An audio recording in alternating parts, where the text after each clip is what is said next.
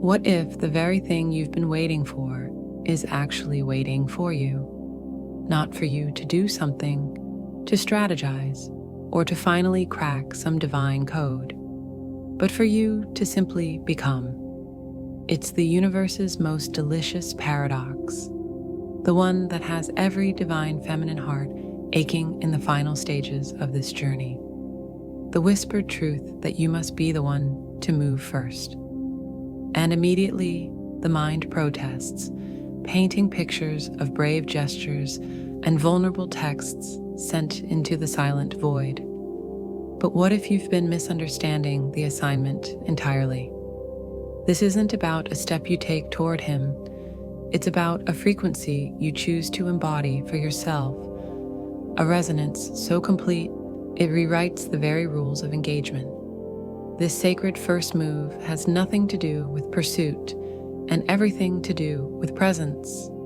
It's the quiet, revolutionary act of closing the gap not between you and him, but within you. Imagine an unfinished symphony, its most haunting melody line waiting, breath held, for the one note that will make the entire composition make sense. Your journey has been the orchestration. This is about becoming that note.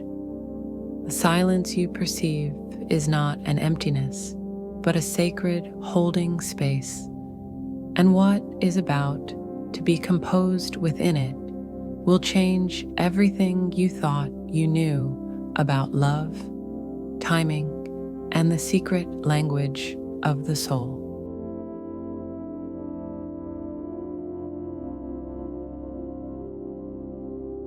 Let's get one thing straight, beautiful soul. This isn't about you sending that text.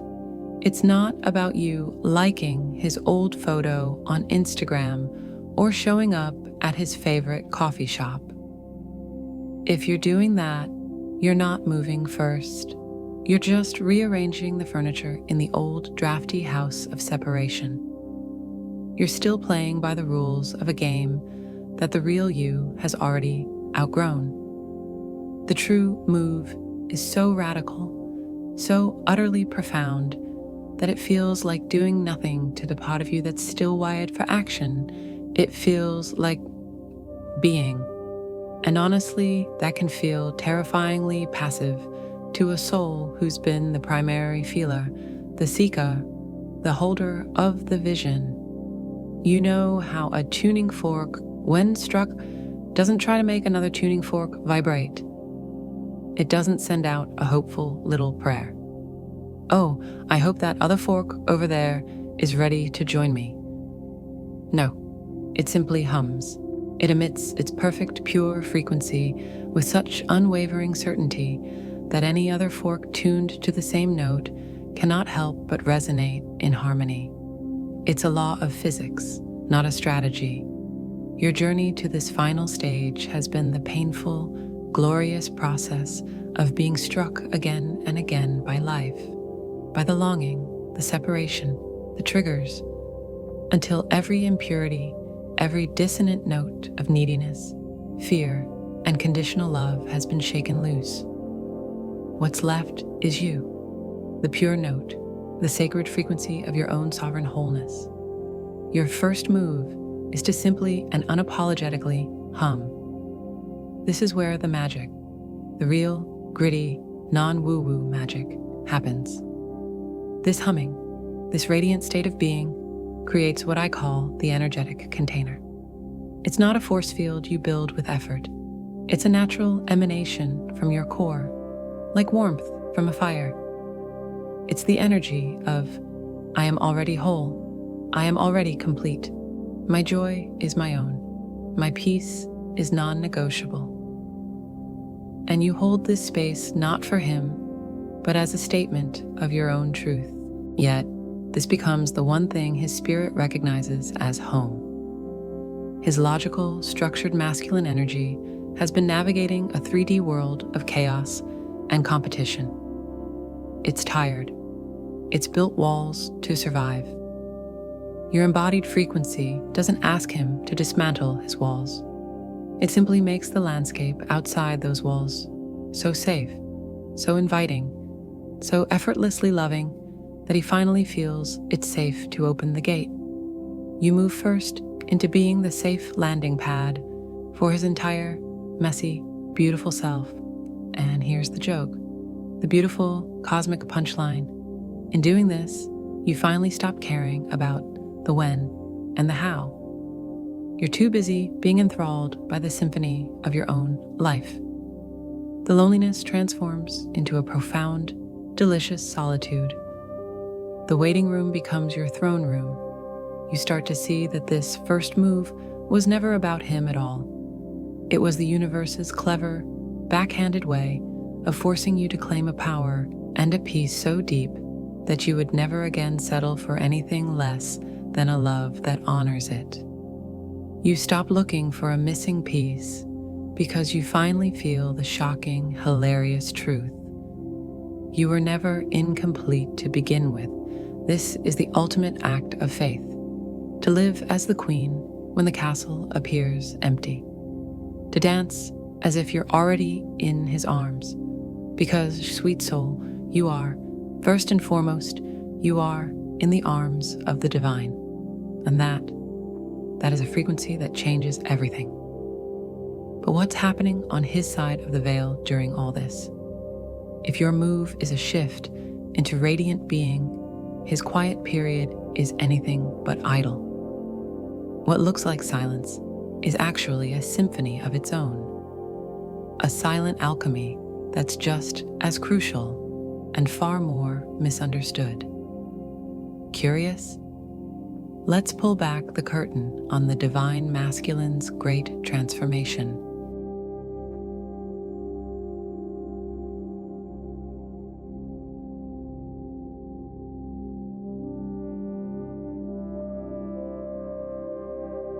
Let's talk about the silence, that vast, echoing, sometimes maddening silence from his side of the connection.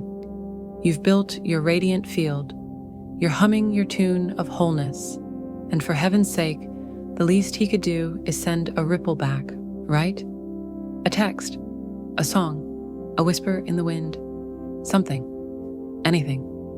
This is where the final test of your faith lies. Not faith in him, but faith in the process itself. Because what you perceive as his absence, his inertia, his stubborn refusal to get it, is quite possibly the greatest mirage on this entire journey. You're looking at a desert and seeing barrenness, while just beneath the surface, an entire river is rushing, carving out new channels, preparing to flood the plain with life. His stillness is not passive. It is potent. It is a profound and necessary silent alchemy. Think of it this way. You, the divine feminine, process through feeling, through expression, through a glorious and sometimes chaotic expansion of energy. It's a firework display, visible, breathtaking, transformative. His energy, in its essence, is different. It's tectonic. It works underground, with immense pressure, shifting entire continents of consciousness, slowly, silently, and with monumental force. While you've been learning the language of the heart, he's been fluent in the language of structure, of foundation, of building. And right now, darling, he's not abandoning the construction site. He's in the back, blueprints rolled out, doing a complete structural integrity assessment of his entire being. The old foundation, built on society's expectations of what a man should be, on past hurts, on a fractured sense of self, cannot support the palace of union you're envisioning. It would crumble. So he's in the silent, solitary process of pouring a new foundation. And you can't pour a new foundation while simultaneously putting up pretty walls. It's a messy, all-consuming, and singular task. This is his sacred, silent work. Internal recalibration. It's the meticulous, often agonizing process of downloading the energetic blueprint of the new relationship you are already holding in your field and translating it into a logical, actionable, and sustainable structure within his own reality. He is, in a very real sense, rewriting his own source code. He's questioning every program. What is love? What is my purpose? How do I honor this without possessing it? How do I lead without controlling? This isn't something he can talk about because the language for it hasn't been formed yet inside him. It's all raw data and seismic shifts. His silence is the sound of intense, focused concentration. And here's where we need to shatter the last vestige of the fairy tale. This isn't about him becoming a perfect, polished knight who suddenly knows all the right words to say. That's a Hallmark movie. This is real. This alchemy is about him becoming real. It's about him integrating his own shadow, his vulnerabilities, his fears, not to eliminate them, but to bring them into the fold of his humanity, so that when he finally does step forward, he steps forward whole, not a fantasy, but a man, a miraculous, flawed, utterly perfect in his imperfection man, who can actually meet you in the devastatingly beautiful reality of true partnership. So the next time you feel the ache of that silence, I want you to try something radically new. Instead of asking, why isn't he moving?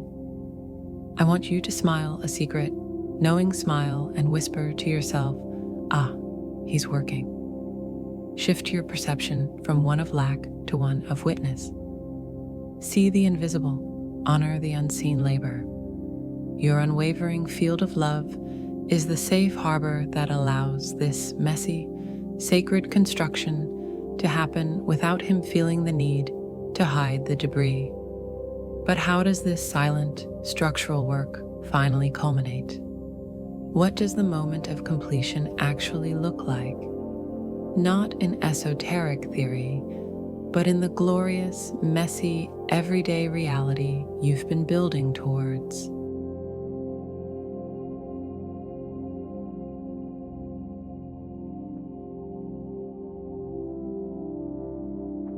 And so here we are, you and I, at the edge of understanding. Not at an ending, but at a new beginning, the only kind that truly matters. If this journey has taught us anything, it's that the universe doesn't deal in transactions. It operates on resonance. You don't earn union by checking off spiritual boxes. You become it. You stop looking for the reflection in the water and finally understand you are the lake, the sky, and the light dancing upon it all. This entire process, your radiant emanation, his silent recalibration, was never a test of your patience. It was an invitation into a profound collaboration with the cosmos itself. You weren't being asked to wait for him. You were being asked to build with him from separate dimensions of being, a meeting ground so sacred that when your energies finally touch in the physical world, it's not a collision, but a homecoming. It's the moment the melody finds its harmony, not by force, but by natural, effortless law. Think of the most breathtaking forest. For years, the seed slept in the dark, quiet earth.